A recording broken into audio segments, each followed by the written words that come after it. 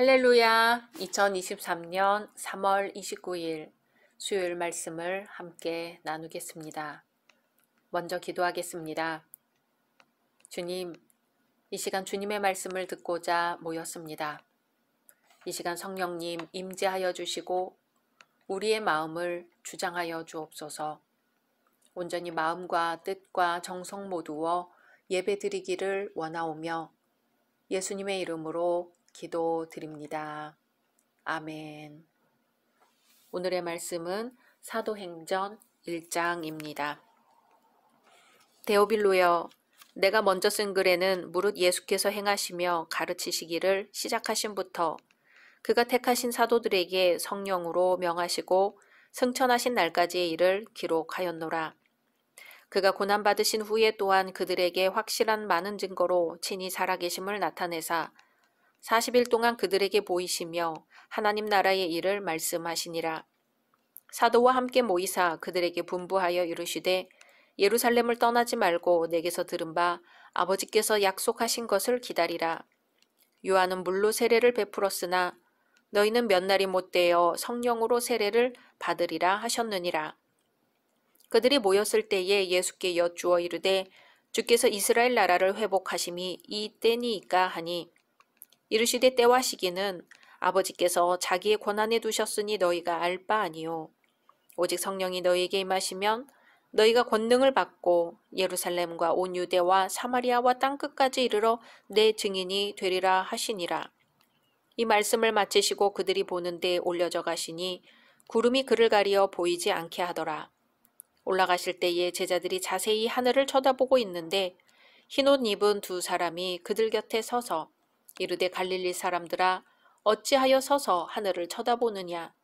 너희 가운데서 하늘로 올려지신 이 예수는 하늘로 가심을 본 그대로 오시리라 하였느니라.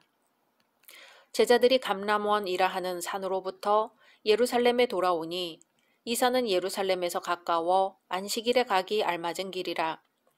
들어가 그들이 유하는 다락방으로 올라가니 베드로, 요한, 야고보, 안드레와 빌립, 도마와 바돌로메, 마테와 및 알페오의 아들 야고보, 셀롯인 시몬, 야고보의 아들 유다가 다 거기에 있어 여자들과 예수의 어머니 마리아와 예수의 아우들과 더불어 마음을 같이하여 오로지 기도에 힘쓰더라.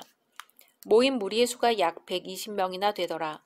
그때 베드로가 그 형제들 가운데 일어서서 이르되 형제들아 성령이 다윗의 입을 통하여 예수 잡는 자들의 길잡이가 된 유다를 가리켜 미리 말씀하신 성경이 응하였으니 마땅하도다. 이 사람은 본래 우리 수 가운데 참여하여 이 직무의 한 부분을 맡았던 자라. 이 사람이 불의의 삭스로 밭을 사고 후에 몸이 곤두박질하여 배가 터져 창자가 다 흘러나온지라. 이 일이 예루살렘에 사는 모든 사람에게 알려져 그들의 말로는 그 밭을 아겔다마라 하니 이는 피밭이라는 뜻이라. 시편에 기록하였으되 그의 거처를 황폐하게 하시며 거기 거하는 자가 없게 하소서 하였고 또 일렀으되 그의 직분을 타인이 취하게 하소서 하였도다. 이러함으로 요한의 세례로부터 우리 가운데서 올려져 가신 날까지 주 예수께서 우리 가운데 출입하실 때에 항상 우리와 함께 다니던 사람 중에 하나를 세워 우리와 더불어 예수께서 부활하심을 증언할 사람이 되게 하여야 하리라 하거늘 그들이 두 사람을 내세우니 하나는 바사바라고도 하고 별명은 유수도라고 하는 요셉이요 하나는 마띠아라. 그들이 기도하여 이르되 무사람의 마음을 아시는 주여 이 두 사람 중에 누가 주님께 택하신 바 되어 봉사와 및 사도의 직무를 대신할 자인지를 보이시옵소서. 유다는 이 직무를 버리고 제 곳으로 갔나이다 하고 제비 뽑아 마띠아를 얻으니 그가 11 사도의 수에 들어가니라. 아멘. 오늘은 너희가 알 바 아니다 라는 제목으로 말씀 나누려고 합니다.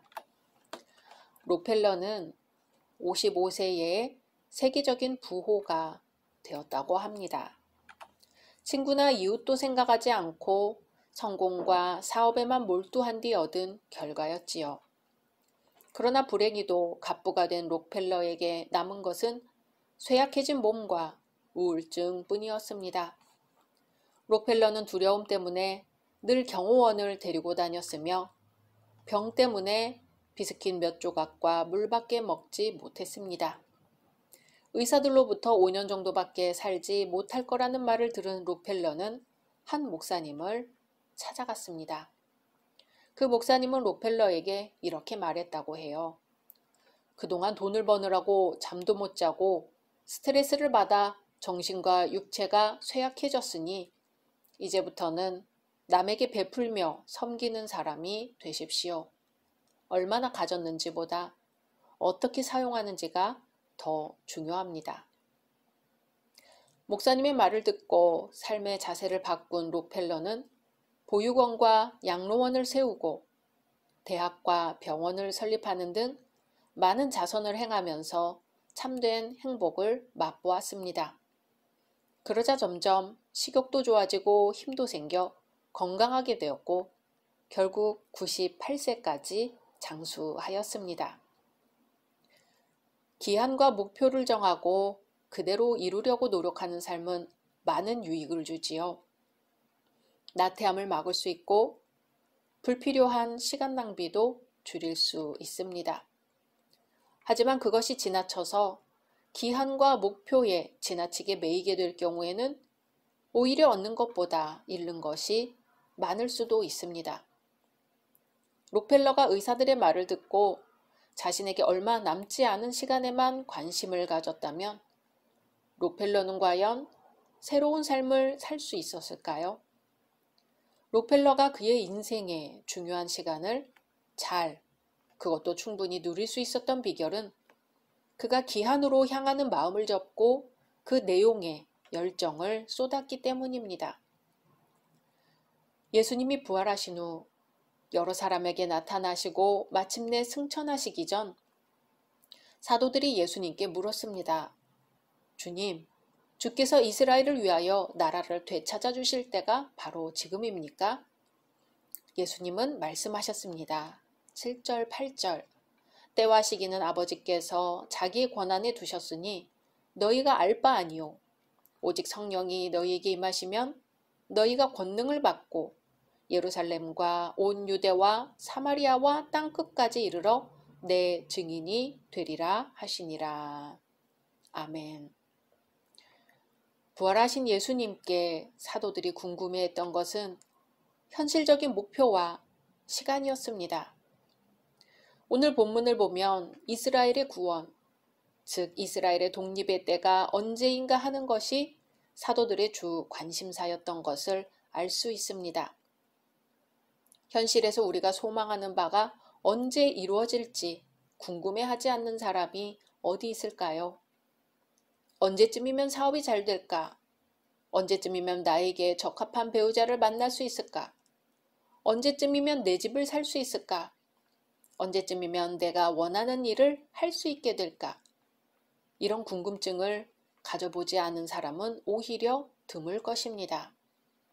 하지만 여기에 지나치게 마음을 두게 되면 쓸데없이 에너지를 소모하게 되거나 심하면 이성적인 판단력을 잃을 수도 있습니다. 자신의 미래를 무슨 철학관에 물어보아야 하는 상황이 되어버리고 말죠.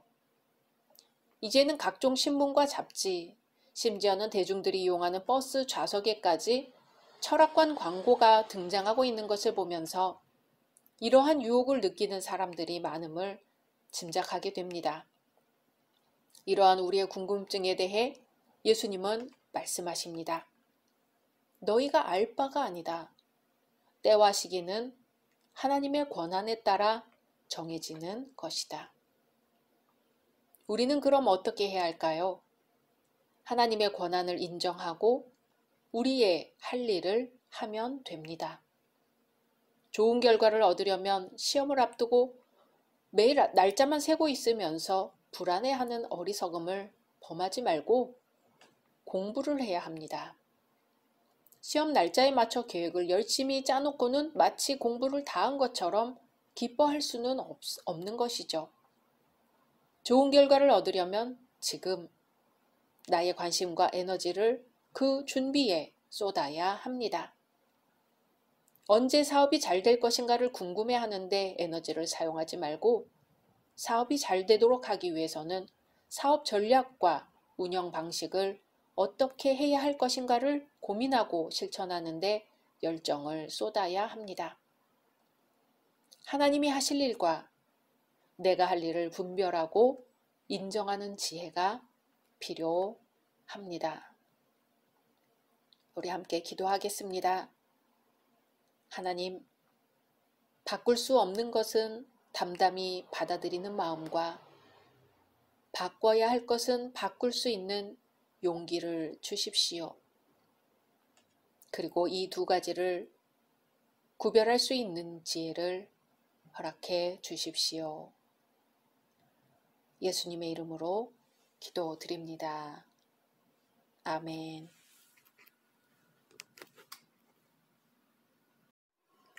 할렐루야. 2023년 4월 5일 수요일 말씀을 나누려고 합니다. 먼저 기도하겠습니다. 주님, 이 시간 주님의 말씀을 듣고자 모였습니다. 이 시간 성령님 임재하여 주시고 우리의 마음을 주장하여 주옵소서. 온전히 마음과 뜻과 정성 모두어 예배드리기를 원하오며 예수님의 이름으로 기도드립니다. 아멘. 오늘의 말씀은 사도행전 2장입니다.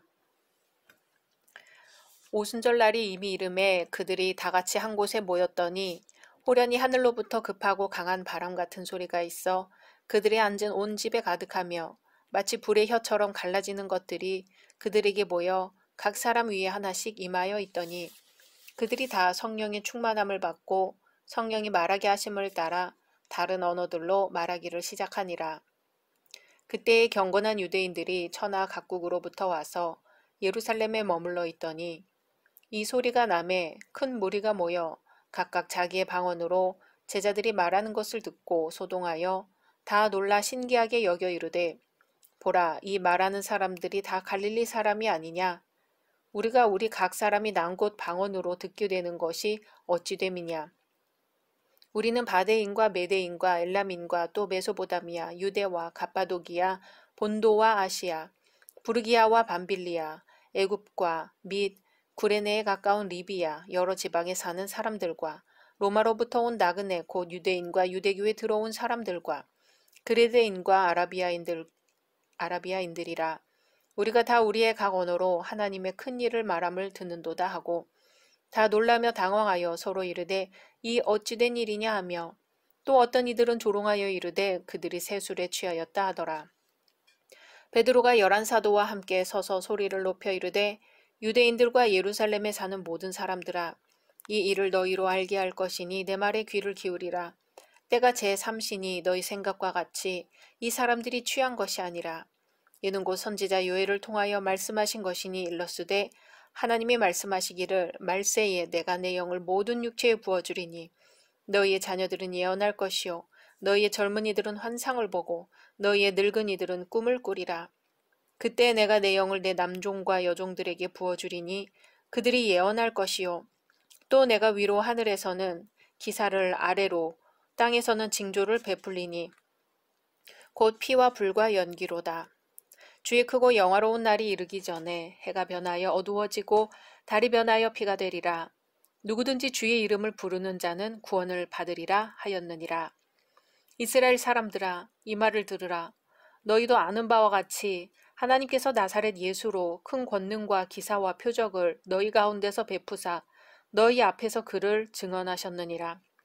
그가 하나님께서 정하신 뜻과 미리 아신 대로 내준 바 되었거늘 너희가 법 없는 자들의 손을 빌려 못 박아 죽였으나 하나님께서 그를 사망의 고통에서 풀어 살리셨으니 이는 그가 사망에 매여 있을 수 없었음이라.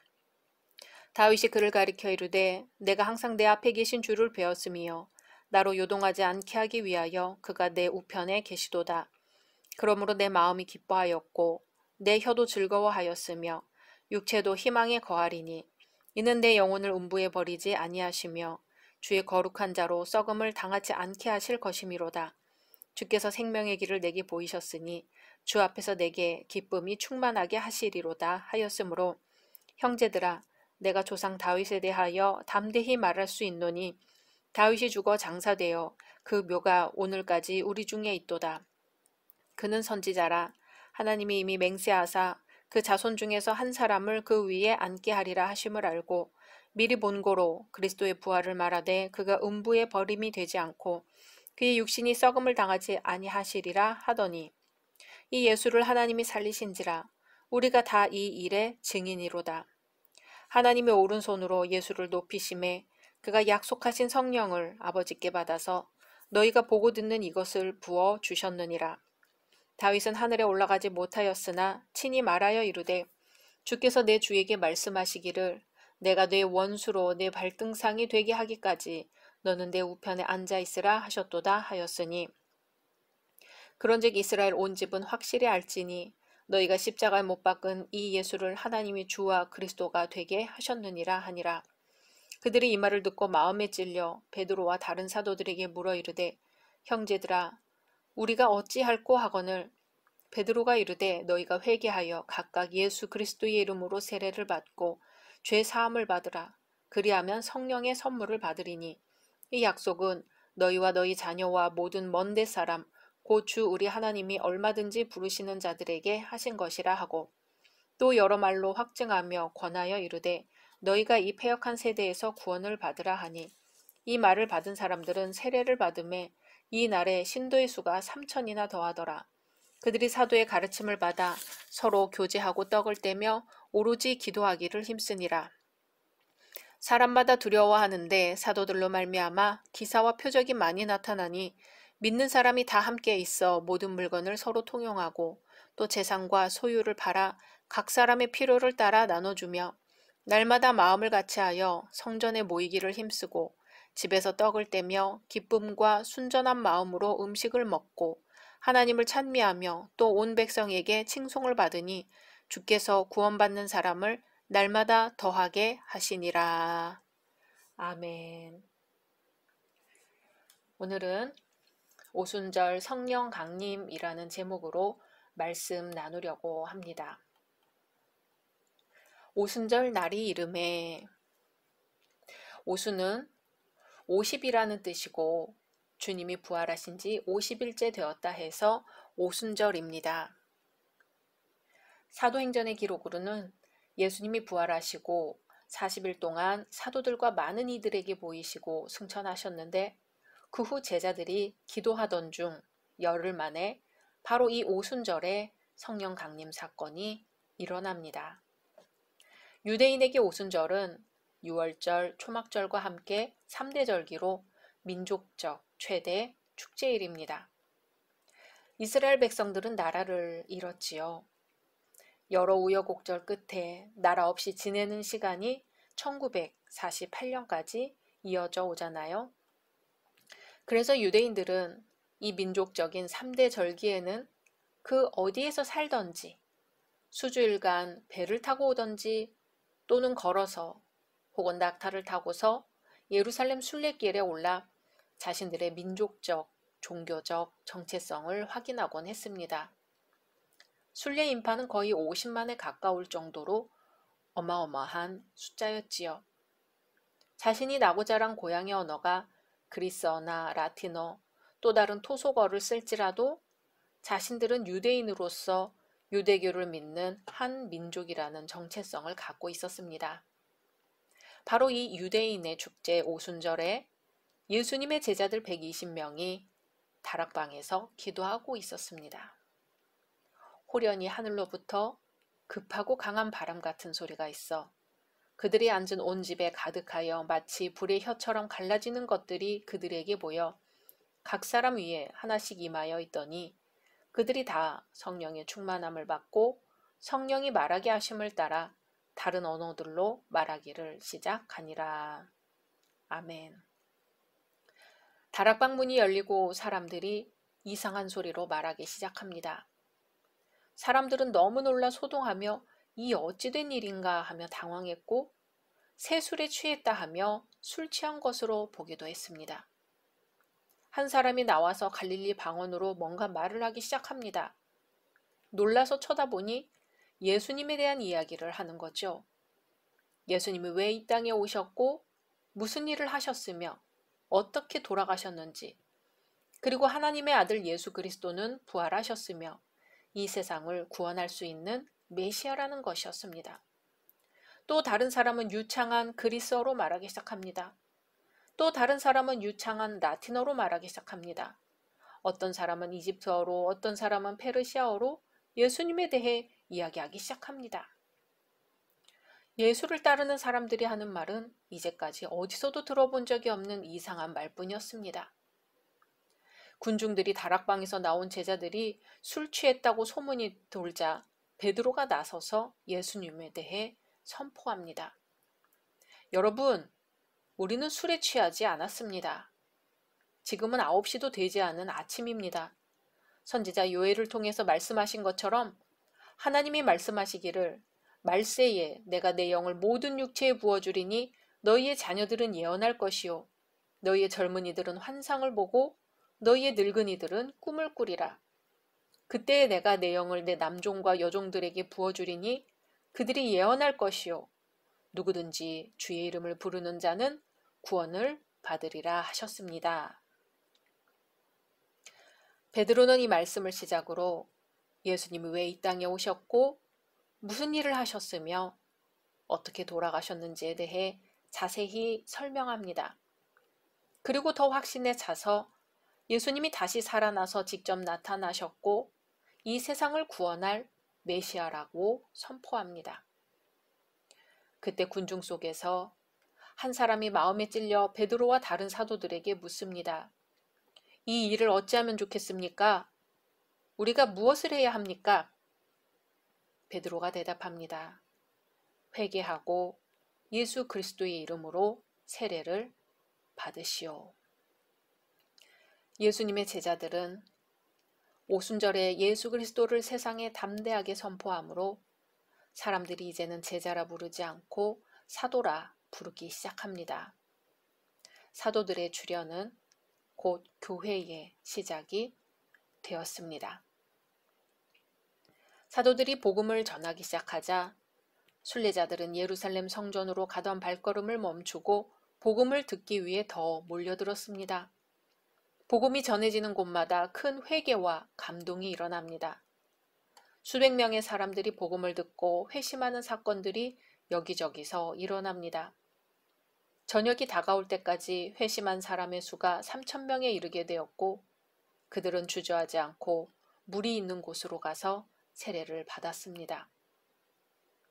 이렇게 교회는 처음 12제자로 시작되어 120명의 제자들의 기도로 이어지고 그 기도 속에 임하신 성령님의 역사가 2000년 후 오늘 우리 열린 교회에까지 임하고 계신 것을 믿습니다. 오늘은 고난주간의 수요일입니다. 사순절이 며칠 남지 않았습니다. 이틀 후면 예수님이 십자가에 못 박히신 성금요일입니다. 고난주간에 나 한 사람의 힘을 묵상해 봅니다. 나 한 사람의 힘은 어느 정도일까요? 하나가 전부를 결정합니다. 나 하나쯤이야로 시작됩니다. 항상 하나가 말썽이죠. 아담 하나로 인류는 타락하고 에덴에서 쫓겨났고 가인 하나로 온 가족이 떠돌이가 됩니다. 그런가 하면 노아 하나로 새 세상을 세우고 아브라함 하나로 새 민족을 이룹니다. 하나가 전부입니다. 나 하나쯤이야 라는 아니란 생각을 경계하고 나로부터 라는 마음으로 늘 나 하나가 전부라는 생각을 해야 합니다. 나 하나쯤이야 라는 생각 때문에 예수님이 십자가의 길을 가게 되신 것은 아닌지 묵상해 봅니다. 예수님 한 분의 십자가 고난은 온 인류를 구원하는 하나님의 능력, 하나님의 지혜가 되었습니다. 말씀 생각하면서 기도하겠습니다. 주님, 십자가에 달리시고 부활하시어 성령을 보내주신 주님을 기다립니다. 나 한 사람의 범죄가 우리 교회 공동체 전부의 범죄가 되지 않게 하옵소서. 무엇이든지 나 하나쯤이야 하며 가볍게 여기지 않고 그리스도의 몸된 교회에 작지만 큰 지체로서 하나님의 영광을 위해 살게 하옵소서. 예수님의 이름으로 기도드립니다. 아멘.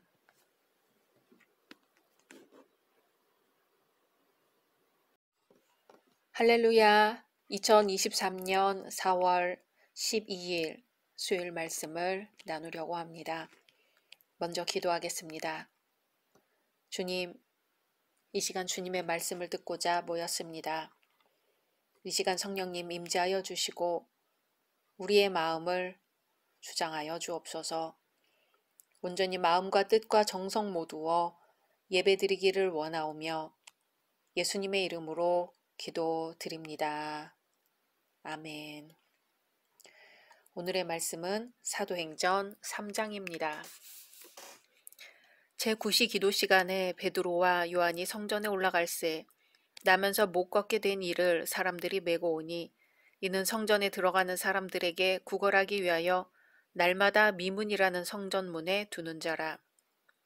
그가 베드로와 요한이 성전에 들어가려 함을 보고 구걸하거늘 베드로가 요한과 더불어 주목하여 이르되 우리를 보라 하니 그가 그들에게서 무엇을 얻을까 하여 바라보거늘 베드로가 이르되 은과 금은 내게 없거니와 내게 있는 이것을 내게 주노니 나사렛 예수 그리스도의 이름으로 일어나 걸으라 하고 오른손을 잡아 일으키니 발과 발목이 곧 힘을 얻고 뛰어서서 걸으며 그들과 함께 성전으로 들어가면서 걷기도 하고 뛰기도 하며 하나님을 찬송하니 모든 백성이 그 걷는 것과 하나님을 찬송함을 보고 그가 본래 성전 미문에 앉아 구걸하던 사람인 줄 알고 그에게 일어난 일로 인하여 심히 놀랍게 여기며 놀라니라.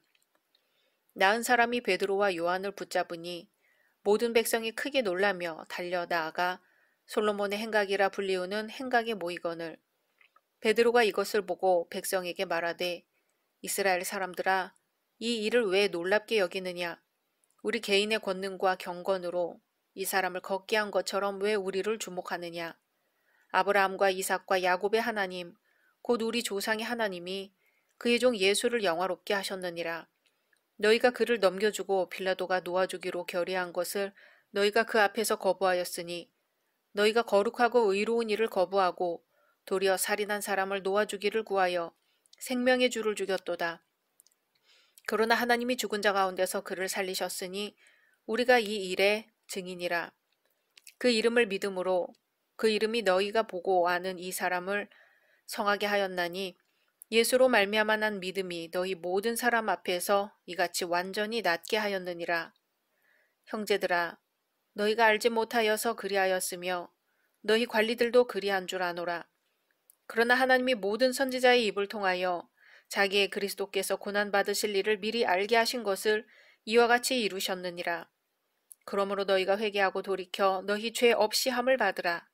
이같이 하면 새롭게 되는 날이 주 앞으로부터 이를 것이요 또 주께서 너희를 위하여 예정하신 그리스도 곧 예수를 보내시리니 하나님이 영원 전부터 거룩한 선지자들의 입을 통하여 말씀하신 바 만물을 회복하실 때까지는 하늘이 마땅히 그를 받아두리라. 모세가 말하되 주 하나님이 너희를 위하여 너희 형제 가운데서 나 같은 선지자 하나를 세울 것이니 너희가 무엇이든지 그의 모든 말을 들을 것이라.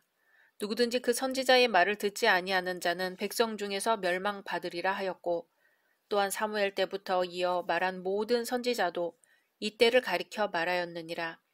너희는 선지자들의 자손이요 또 하나님이 너희 조상과 더불어 세우신 언약의 자손이라.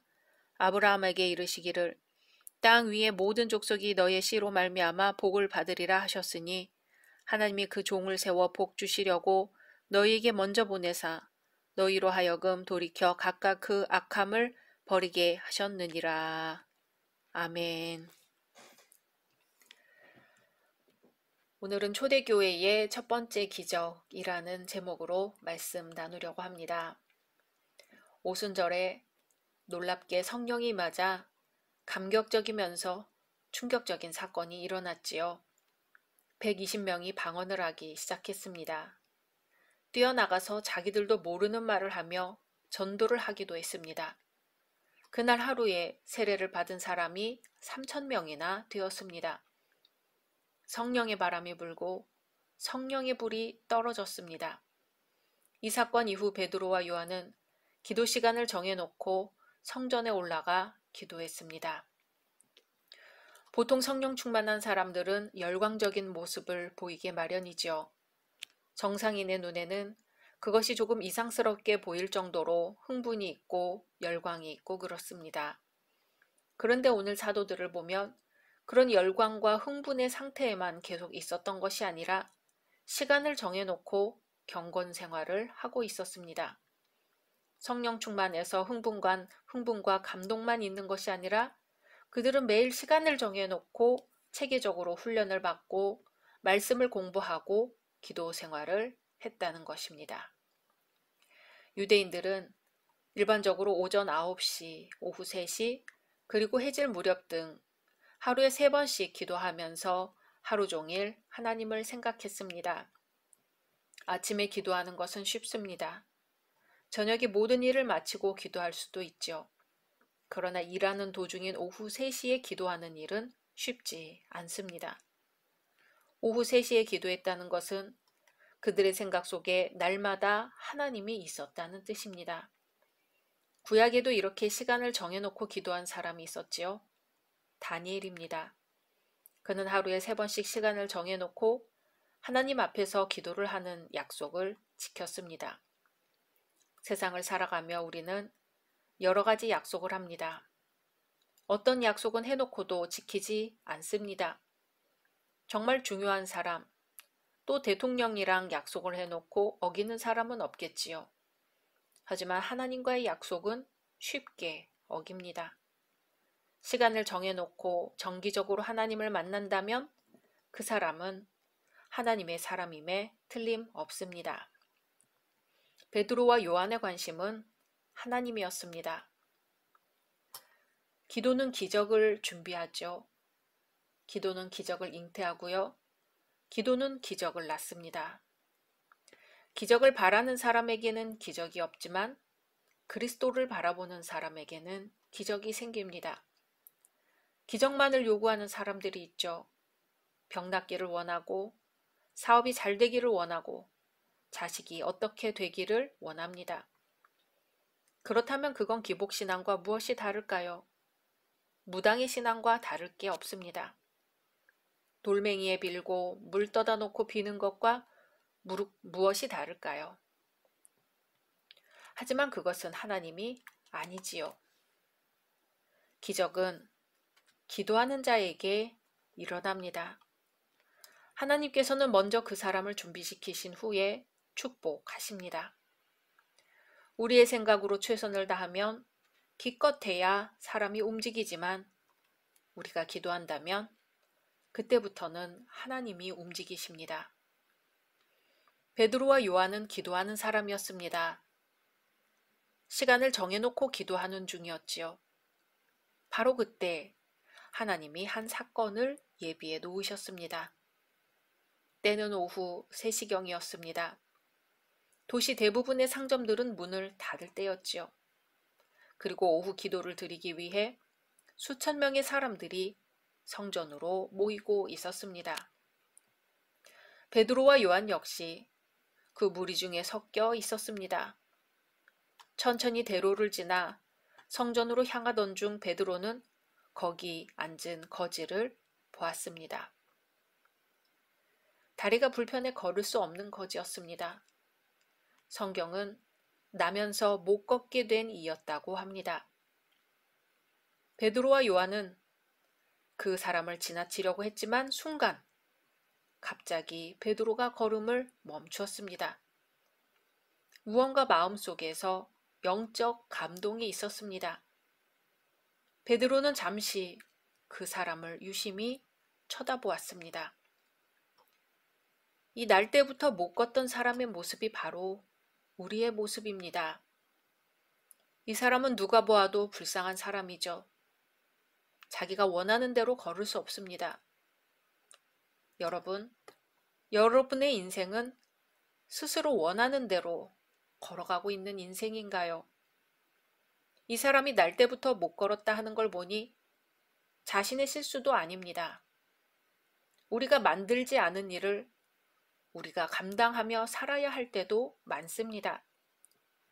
혼자 못 걸으니 누가 데려다 주어야만 합니다.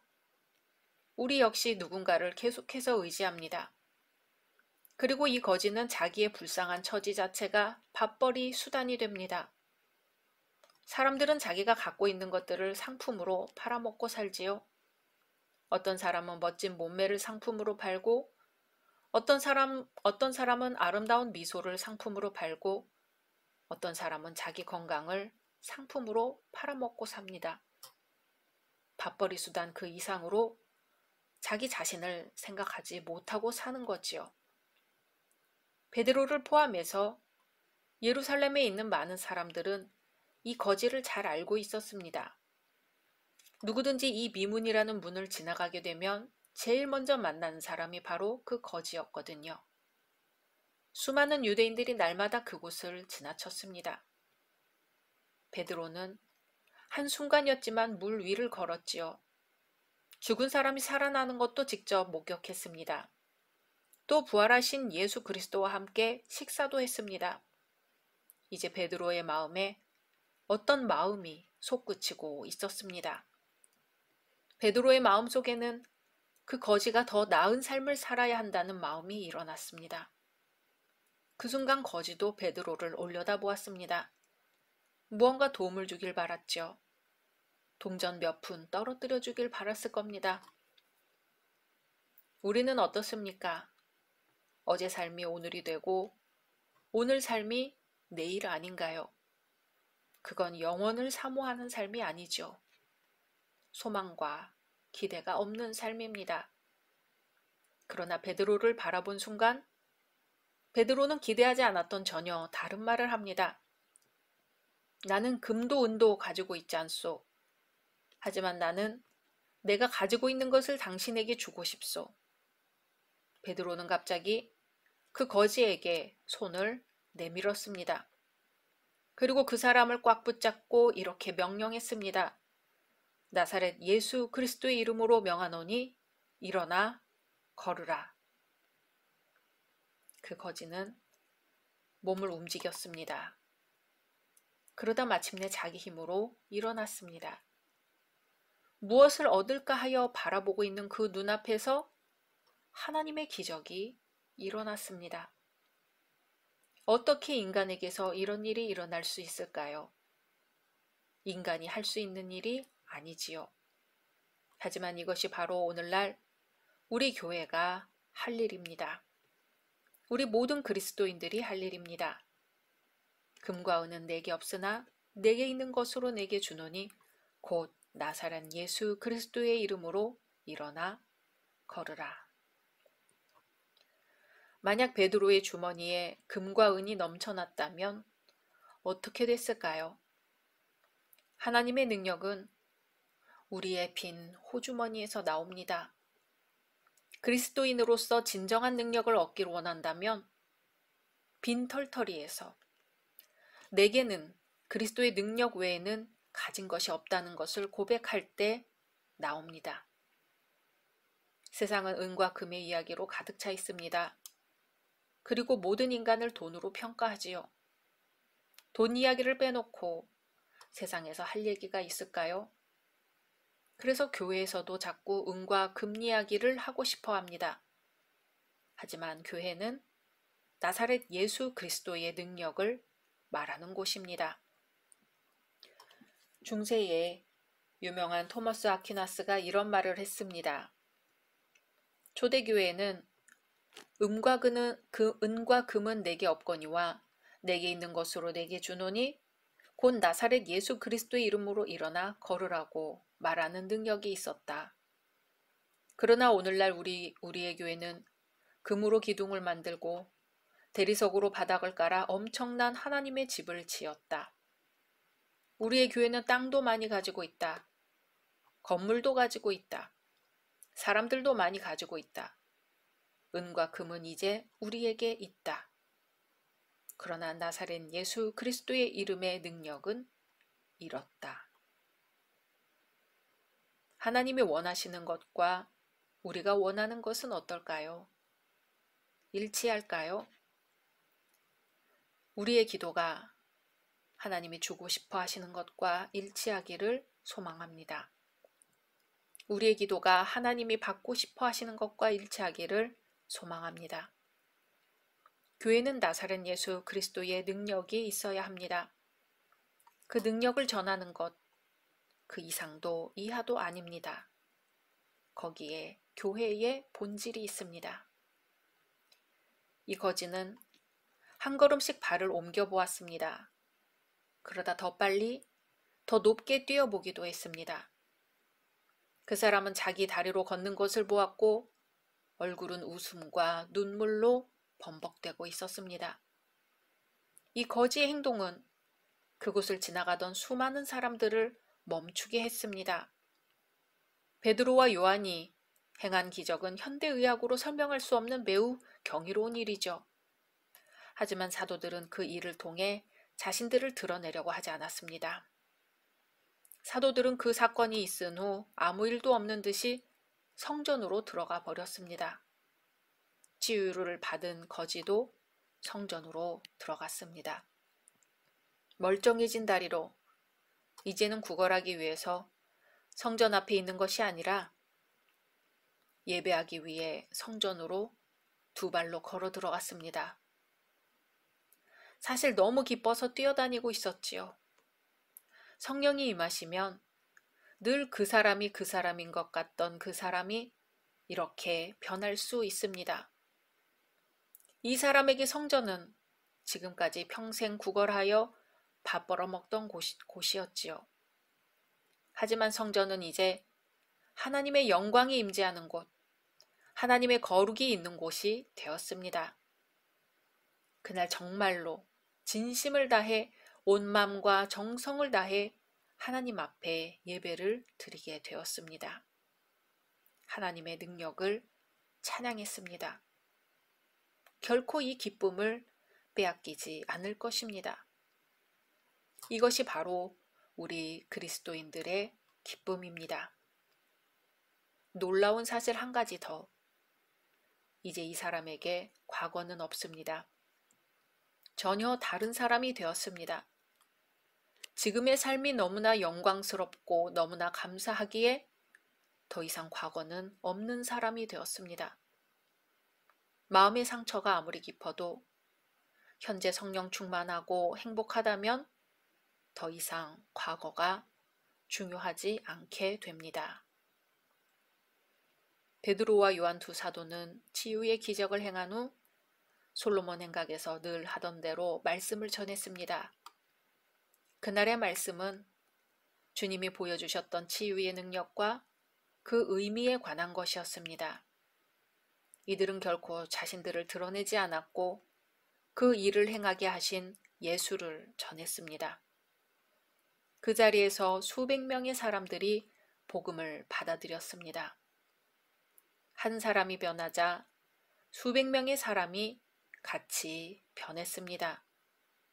하나님을 만나자 새 사람이 되었습니다. 과거와는 전혀 다른 사람이 되었습니다. 하나님께서 이 날때부터 못 걷던 자와 같은 우리에게 지금 오셔서 성령 충만케 하시고 능력을 주셔서 온전히 거룩하신 주님을 만나게 해주시기를 소망합니다. 함께 기도하겠습니다. 주님, 소망이 없고 미래도 없고 내일도 없는 우리에게 오셔서 우리의 손을 붙들어 주시고 일으켜 세워주시고 새 삶을 허락해 주옵소서. 사도행전의 기적이 곧 우리의 기적이 되게 해주시고 우리 교회의 기적이 되게 해주시고 우리 열린교회를 통하여 예수 그리스도의 능력이 만방에 퍼져나가게 하여 주옵소서. 예수님의 이름으로 기도드립니다. 아멘.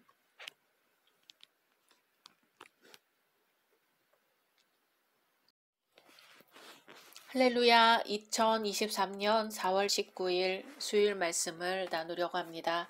기도하겠습니다. 주님, 이 시간 주님의 말씀을 듣고자 모였습니다. 이 시간 성령님 임재하여 주시고 우리의 마음을 주장하여 주옵소서. 온전히 마음과 뜻과 정성 모두어 예배드리기를 원하오며 예수님의 이름으로 기도드립니다. 아멘. 오늘의 말씀은 사도행전 4장입니다. 사도들이 백성에게 말할 때에 제사장들과 성전 맡은 자와 사두개인들이 이르러 예수 안에 죽은 자의 부활이 있다고 백성을 가르치고 전함을 싫어하여 그들을 잡음에 날이 이미 저물었으므로 이튿날까지 가두었으나 말씀을 들은 사람 중에 믿는 자가 많으니 남자의 수가 약 5천이나 되었더라. 이튿날 관리들과 장로들과 서기관들이 예루살렘에 모였는데 대제사장 안나스와 가야바와 요한과 알렉산더와 및 대제사장의 문중이 다 참여하여 사도들을 가운데 세우고 묻되 너희가 무슨 권세와 누구의 이름으로 이 일을 행하였느냐. 이에 베드로가 성령이 충만하여 이르되 백성의 관리들과 장로들아, 만일 병자에게 행한 착한 일에 대하여 이 사람이 어떻게 구원을 받았느냐고 오늘 우리에게 질문한다면 너의 모든 이스라엘 사람들은 알라. 너희가 십자가에 못 박고 하나님이 죽은 자 가운데서 살리신 나사렛 예수 그리스도의 이름으로 이 사람이 건강하게 되어 너희 앞에 섰느니라. 이 예수는 너희 건축자들의 버린 돌로서 집 모퉁이의 머릿돌이 되었느니라. 다른 이로서는 구원을 받을 수 없나니 천하 사람 중에 구원을 받을 만한 다른 이름을 우리에게 주신 일이 없음이라 하였더라. 그들이 베드로와 요한이 담대하게 말함을 보고 그들을 본래 학문 없는 범인으로 알았다가 이상히 여기며 또 전에 예수와 함께 있던 줄도 알고 또 병 나은 사람이 그들과 함께 서 있는 것을 보고 비난할 말이 없는지라. 명하여 공회에서 나가라 하고 서로 의논하여 이르되 이 사람들을 어떻게 할까? 그들로 말미암아 유명한 표적 나타난 것이 예루살렘에 사는 모든 사람에게 알려졌으니 우리도 부인할 수 없는지라. 이것이 민간에 더 퍼지지 못하게 그들을 위협하여 이후에는 이 이름으로 아무에게도 말하지 말게 하자 하고 그들을 불러 경고하여 도무지 예수의 이름으로 말하지도 말고 가르치지도 말라 하니 베드로와 요한이 대답하여 이르되 하나님 앞에서 너희의 말을 듣는 것이 하나님의 말씀을 듣는 것보다 옳은가 판단하라.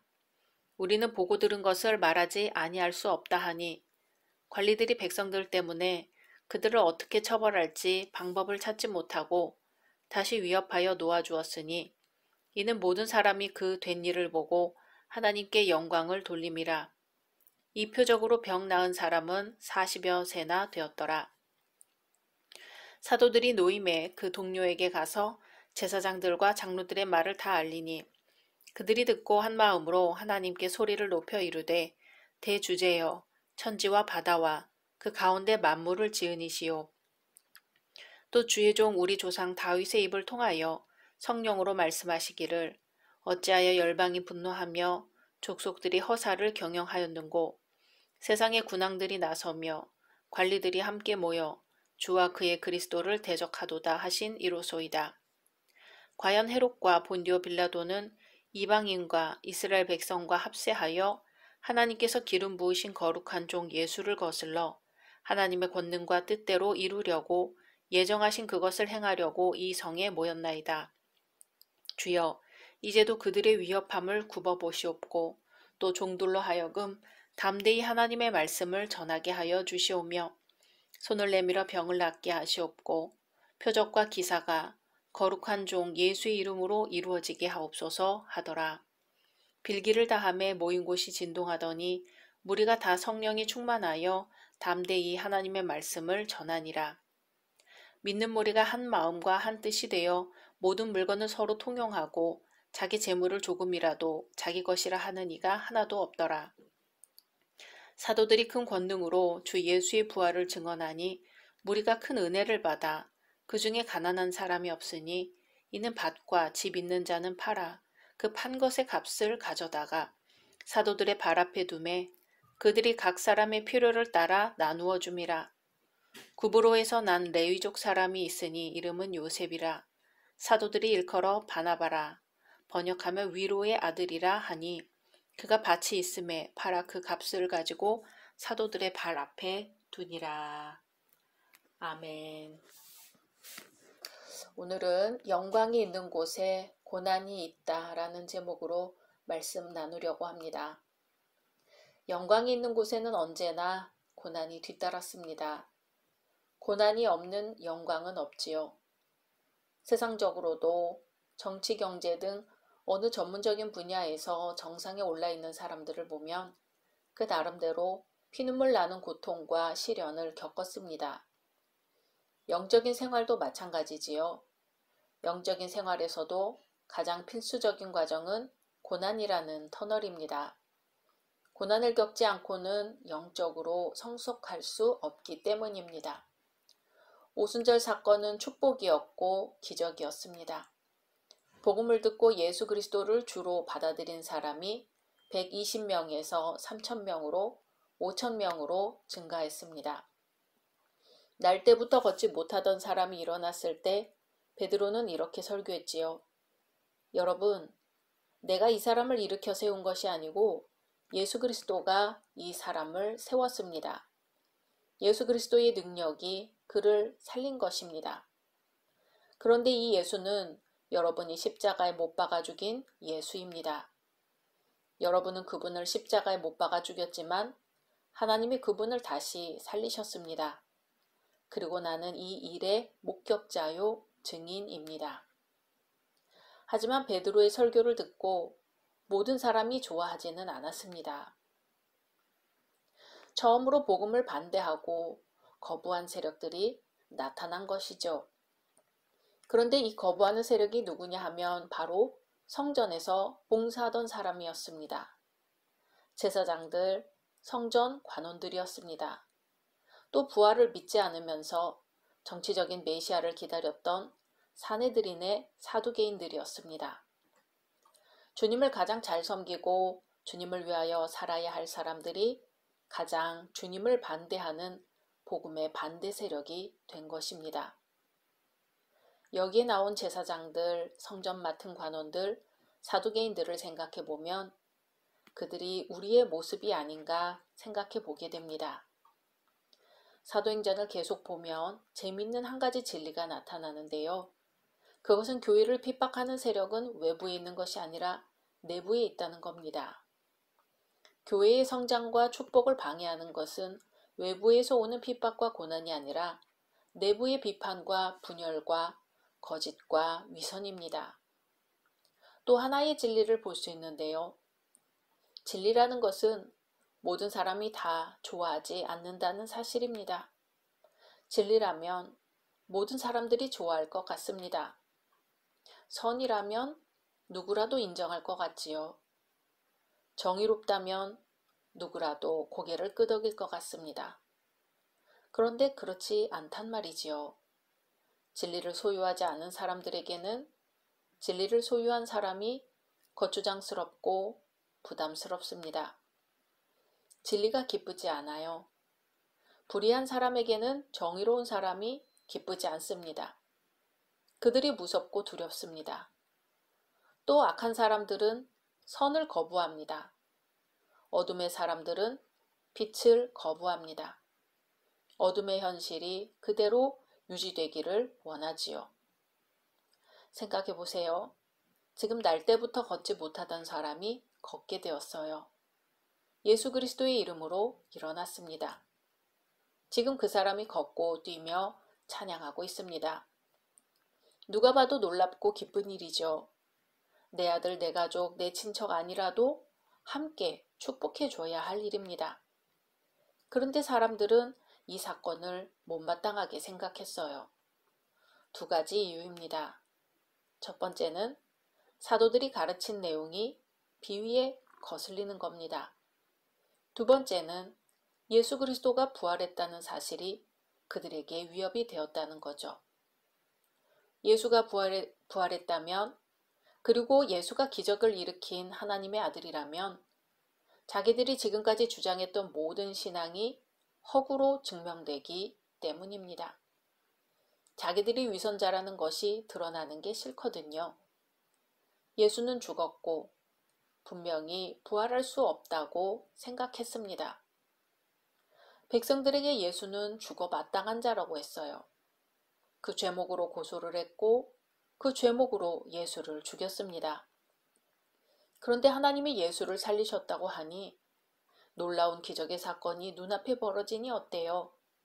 자기들이 지금까지 말한 게 거짓말이 되잖아요. 결코 자기들의 잘못을 인정할 수가 없는 겁니다. 결국 그들은 사도들을 체포하고 구금하기에 이르렀습니다. 하지만 육체를 가둘 수는 있었지만 영혼을 가둘 수는 없었습니다. 힘으로 사도들을 붙잡을 수 있었으나 사도들의 믿음까지 감옥에 집어넣을 수는 없었습니다. 4절에 말씀을 들은 사람 중에 믿는 자가 많으니 남자의 수가 약 5천이나 되었더라 하고 합니다. 3절에서는 예수 믿는 자들을 감옥에 집어넣었다고 나왔는데 4절에서는 예수 믿는 사람은 남자만 5천 명이라고 합니다. 핍박이 시작되었지만 부응했습니다. 고난과 핍박은 결코 무서운 것이 아닙니다.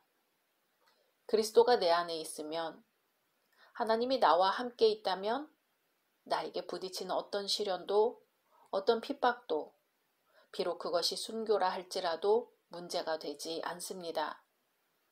오히려 핍박을 받을 때 더 큰 힘이 나고 고난을 겪을 때 더 성장하게 됩니다.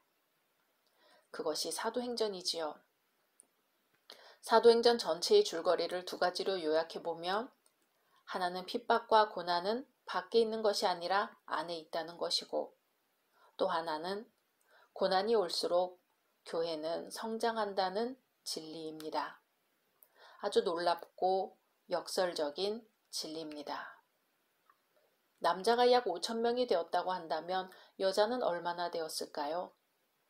여자까지 합하면 10,000명은 훌쩍 넘었을 겁니다.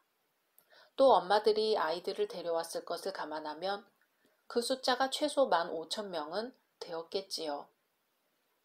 초대교회의 성장 속도가 사람들의 생각과 기대와 계획을 넘어 엄청나게 빨랐습니다. 마가의 다락방에 120명이 기도할 때 성령이 역사하신 후 그들이 나가 방언으로 예수의 복음을 전할 때 3,000명이 세례를 받았고 믿는 자의 수가 남자만 5,000명이나 되었습니다. 12명이 120명으로, 120명이 3,000명으로, 3,000명이 10,000명으로 변했다면, 그리고 그것이 하나님이 하신 일이라면 하나님은 그 일을 지금도 하실 수 있습니다. 이런 기적은 초대교회에서만 일어나지 않고 우리의 가정과 개인의 삶 속에서도 일어날 수 있습니다. 하지만 너무나 많은 사람들이 하나님을 제한합니다. 하나님을 인간적인 생각으로 여기까지야 하고 제한합니다. 하나님은 천지를 창조하셨고 우주 만물을 만드셨고 나를 지으신 분이지요. 없는 것을 있게 하시고 안 되는 것을 되게 하시며 죽은 자를 살릴 수 있는 분입니다. 이렇게 위대한 하나님을 믿는 것이 우리의 신앙입니다. 성령이 임하면 이런 역사들이 일어납니다. 말씀이 우리 마음밭에 뿌려지기 시작하면 인간의 지성과 이성과 상식과 경험의 세계를 뛰어넘어 우리가 상상할 수 없고 기대할 수 없었던 일들이 우리의 삶과 가정과 교회에서 일어납니다. 이런 일들이 우리 모두에게 일어나기를 소망합니다.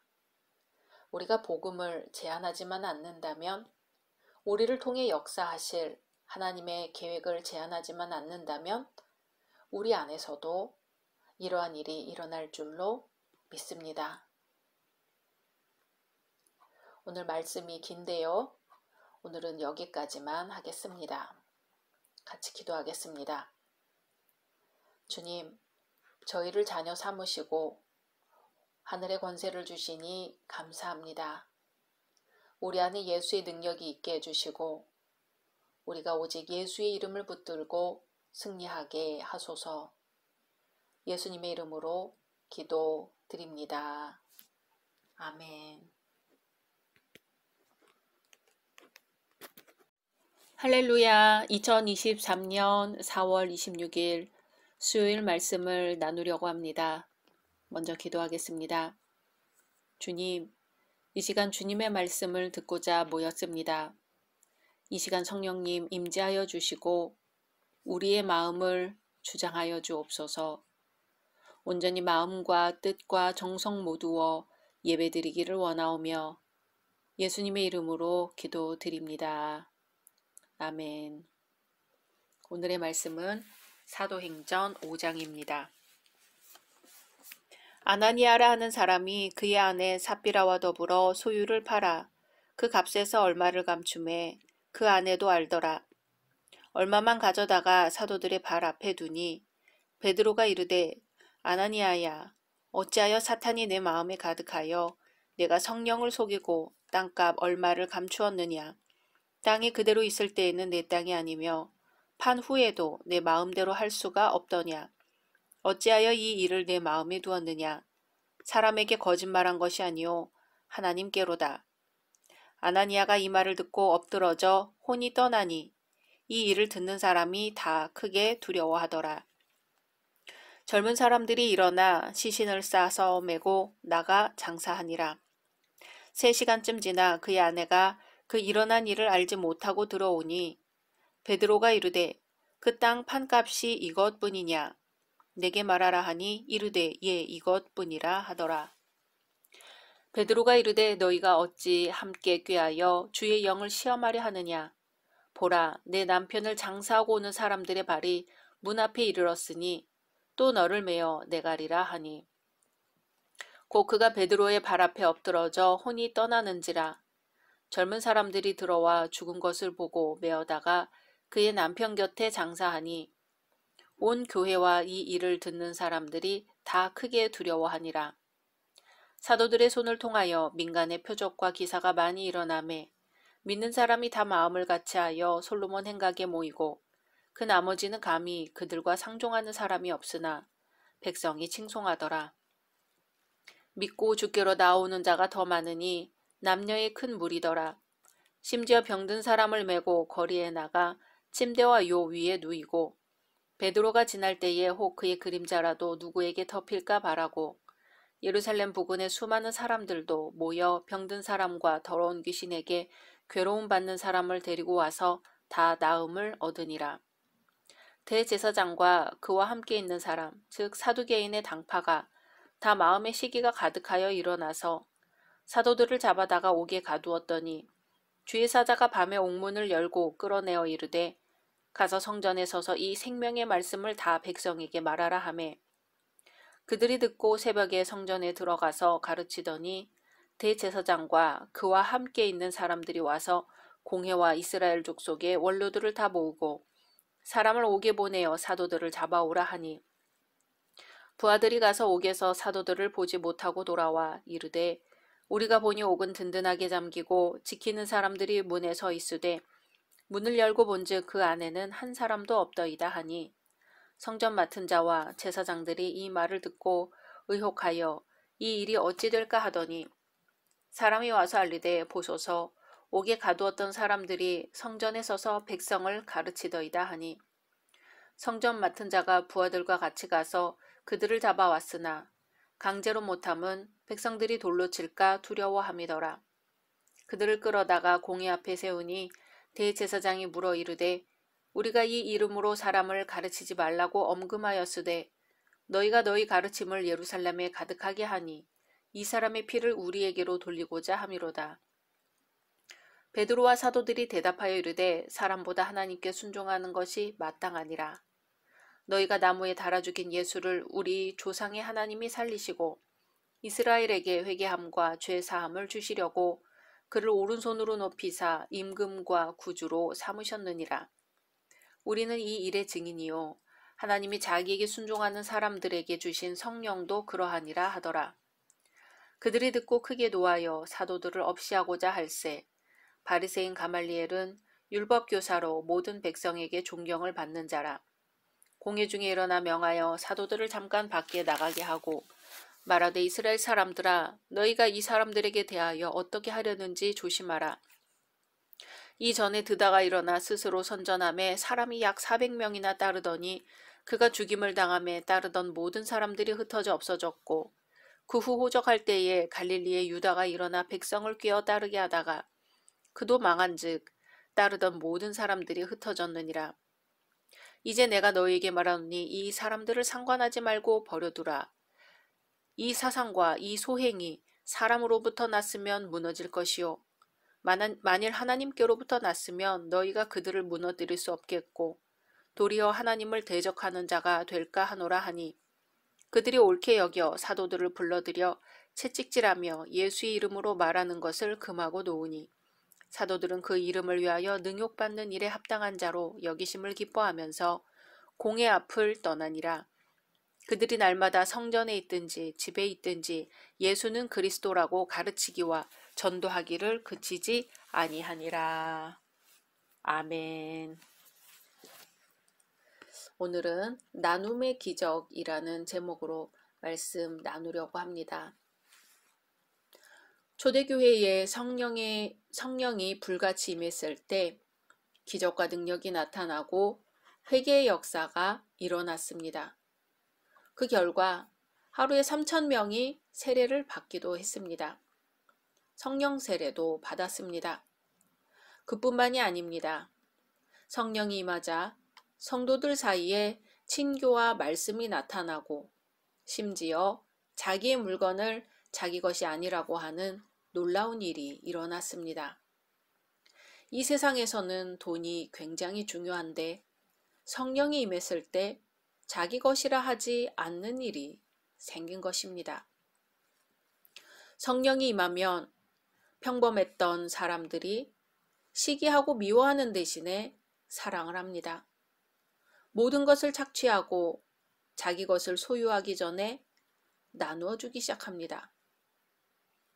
특히 지난 사도행전 4장 말미에 바나바라는 사람이 나오는데 이 사람은 자기의 밭을 팔아 사도들의 발 앞에 두었습니다.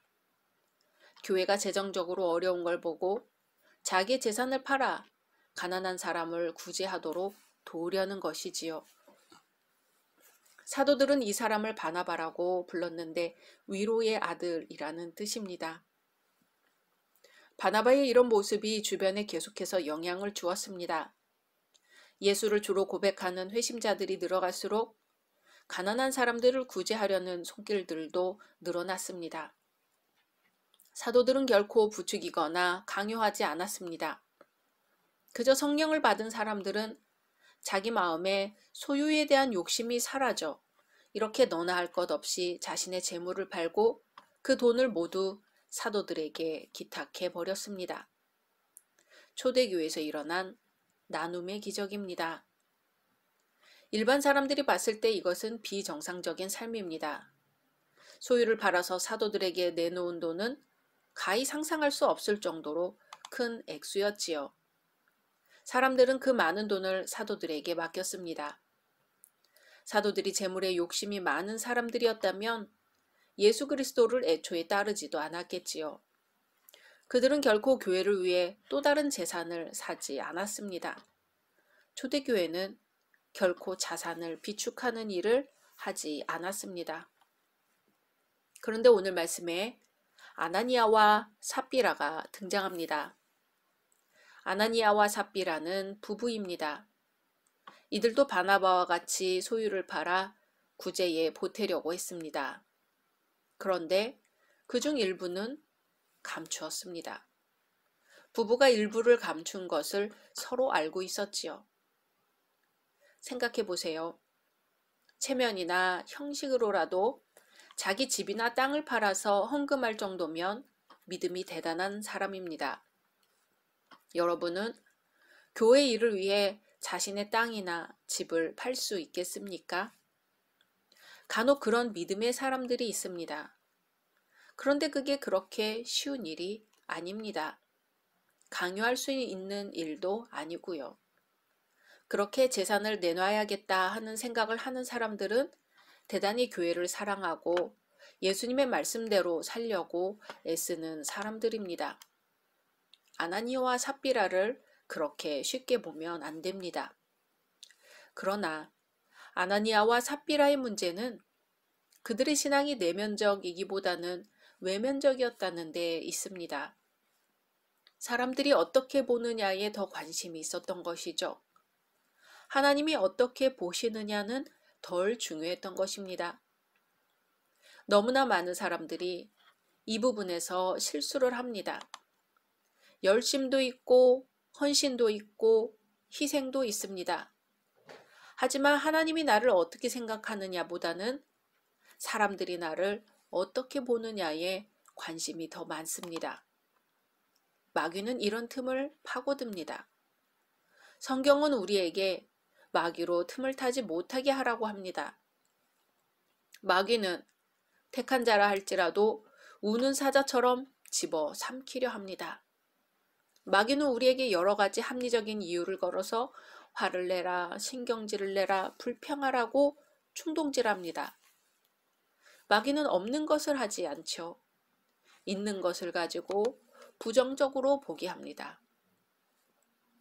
아나니아와 삽비라는 재산을 처분한 것 중에 그렇게 일부는 감추고 일부만 사도들의 발 앞에 두었습니다. 베드로가 묻습니다. 3절에 베드로가 이르되 아나니아야 어찌하여 사탄이 내 마음에 가득하여 내가 성령을 속이고 땅값 얼마를 감추었느냐. 아나니아와 삽비라는 하나님이 속으실 걸로 생각했습니다. 하지만 베드로는 속지 않았습니다. 성령은 결코 속지 않으십니다. 성령 충만한 교회도 속지 않습니다. 성령 충만한 사람도 속일 수 없습니다. 우리는 성령 충만해야 합니다. 성령 충만한 사람은 함부로 할 수 없습니다. 베드로가 본 것은 아나니아가 땅값 얼마를 감추었다는 사실이 아닙니다. 아나니아야, 어찌하여 사탄이 내 마음에 가득하냐. 어찌하여 사탄에게 내 마음의 자리를 내주었느냐. 사탄이 들어와 속삭이니 진실하지 못하게 되고 하나님 앞에 드리는 것이 아까운 마음이 들고 결국 얼마를 감추게 된 것입니다. 어찌하여 사탄이 내 마음에 가득하여 내가 성령을 속이고 땅값 얼마를 감추었느냐. 4절입니다. 땅이 그대로 있을 때에는 내 땅이 아니며 판 후에도 내 마음대로 할 수가 없더냐. 어찌하여 이 일을 내 마음에 두었느냐. 사람에게 거짓말한 것이 아니요 하나님께로다. 아멘. 하나님은 땅을 파는 것에 관심이 없으십니다. 그건 중요하지 않아요. 안 팔면 어떻습니까? 또 팔면 어떻습니까? 땅을 팔지 않는다고 하나님이 화를 내시나요? 전혀 그렇지 않습니다. 그러나 문제는 하나님께 우리의 것을 드리는 채하며 하나님을 속이려 하고 다른 사람들의 인정과 칭찬을 들으려 하는 것은 거짓입니다. 그것은 사람을 속인 것이 아니라 하나님을 속인 것이기 때문이지요. 하나님은 우리의 영적 태도를 보고 계십니다. 아나니아가 이 말을 듣고 엎드러져 혼이 떠났습니다. 이 일을 듣는 사람이 다 크게 두려워했습니다. 젊은 사람들이 일어나 시신을 싸서 메고 나가 장사했습니다. 3시간쯤 지나자 아내 삽비라가 남편이 죽은 줄도 모르고 들어왔습니다. 베드로가 묻습니다. 그 땅 판값이 이것뿐이냐? 삽비라는 대답합니다. 예, 이것뿐입니다. 그 시로 삽비라도 베드로의 발 앞에 엎드러져 혼이 떠났습니다. 하나님은 오늘 말씀을 통해 성령의 놀라운 역사도 있지만 두려운 하나님도 계시다는 사실을 동시에 알려주십니다. 우리 교회 안에서 거짓의 영이 떠나기를 소원합니다. 우울한 영이 떠나기를 소원합니다. 욕심의 영이 떠나기를 소원합니다. 성령께서 우리에게 진실의 영, 평화와 자유의 영을 허락해 주시기를 소원합니다. 같이 기도하겠습니다. 주님, 축복 뒤에 핍박이 왔고 그 핍박을 통해 기적이 일어나고 복음 전도가 일어났던 것에 감사드립니다. 오늘 우리 안에 살아 역사하신 하나님, 우리에게도 이런 나눔의 놀라운 기적과 또한 축복과 복음 전도의 사역들이 일어나게 하여 주시옵소서. 그리고 무엇보다도 하나님 앞에서 진실된 신앙생활을 할 수 있도록 인도하여 주시옵소서. 예수님의 이름으로 기도드립니다. 아멘.